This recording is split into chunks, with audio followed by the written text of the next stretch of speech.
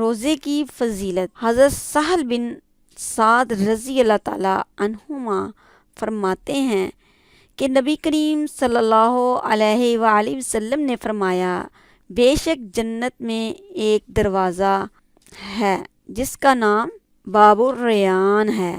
ریان کا مطلب ہے تر و تازہ۔ اس سے روزے دار ہی روز قیامت جنت میں داخل ہوں گے۔ آواز لگائی جائے گی، روزہ دار کہاں ہیں؟ وہ اٹھیں گے اور اس دروازے سے ان کے علاوہ کوئی نہ گزرے گا۔ جب وہ جنت میں داخل ہو جائیں گے، یہ دروازہ بند کر دیا جائے گا۔ حضرت ابو سعید خدری رضی اللہ تعالیٰ عنہ سے مروی ہے کہ رسول اللہ صلی اللہ علیہ وآلہ وسلم نے فرمایا، جو کوئی بندہ ایک دن اللہ کی راہ میں روزہ رکھتا ہے، اللہ اس دن کے بدلے میں اس کے چہرے کو جہنم سے 70 میل دور کر دیتے ہیں۔ بخاری اور مسلم میں یہ حدیث آئی ہے۔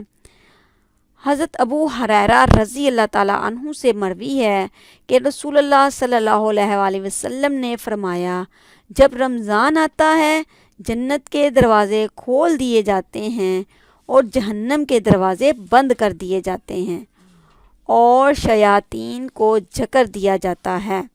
متفقن علیہ۔